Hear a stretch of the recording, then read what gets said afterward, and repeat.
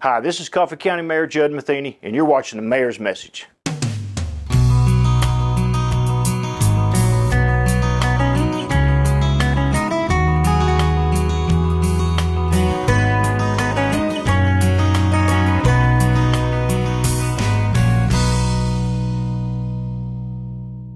Hello, welcome to this edition of the Mayor's Message. I'm Coffee County Mayor Judd Matheny, and wishing you and your family happy holidays.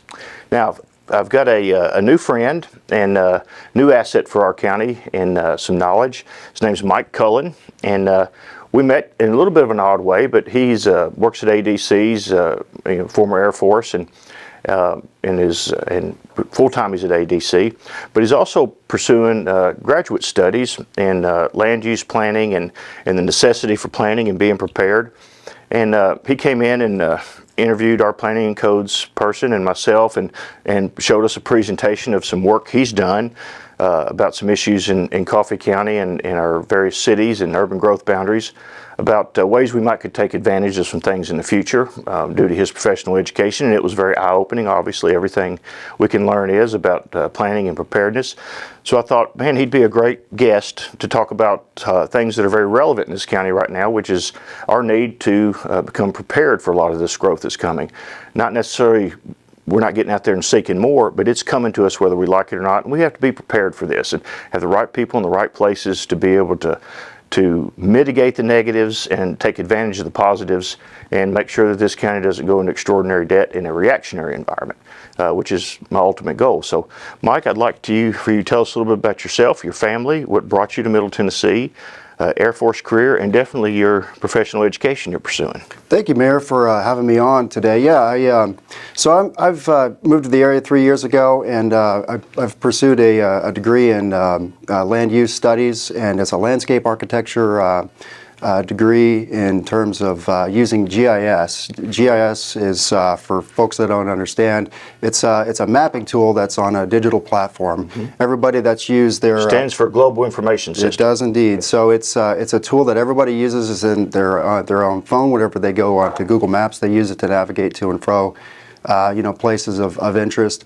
I'm using that tool to understand the land use strategies of a particular area. The great idea behind this tool is it can be scaled up to the city level all the way up to the national level. So I'm seeking to understand land use practices for a particular area so that the best value for a population can be understood for long-term planning. So it's merely a tool. There's a lot of data that can be used. I think of it as an analogy, like a picture says 1,000 words. Yes. A map gives you 1,000 different directions that you can go in. Without a compass, you don't know which direction to go into. So my research seeks to explore how the decision makers can use that tool to make a fruitful outcome and a decision and a result for a people for the greatest good. Man, that's very valuable, and I'm sure you know this, but the state of Tennessee has a fairly sophisticated GIS mapping platform on the state's website that you can go to that has overlays of utilities, roads, developments, zoning, all these types of things. Very valuable tool, as you say, to be able to look at things in different spectrums, different dimensions, elevations, a whole host of things that you can look at.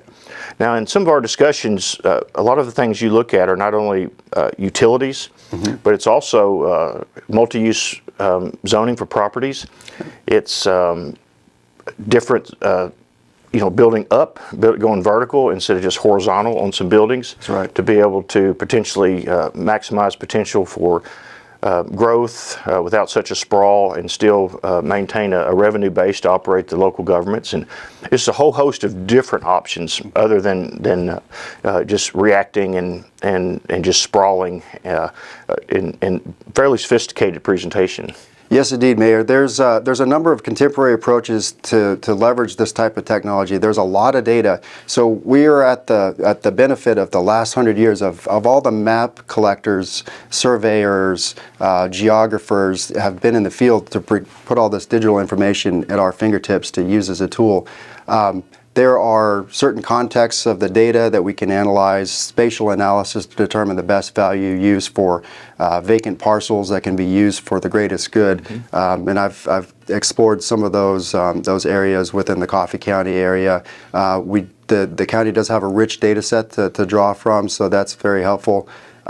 What my research has done is merely scratch the surface in terms of understanding some of the complexity and the ambiguity of the problems that we have here in this area. So I think of it like an iceberg. There's a certain pattern to the land use here, and there's a certain strategy in terms of volatility, unpredictability, complexity, and ambiguity. So those four things are a perfect storm for a problem to solve with the GIS data set that I'm seeking to explore in my research. Well, excellent. And there's a number of factors we discussed earlier about the growth that's coming here, and we've seen it in other areas.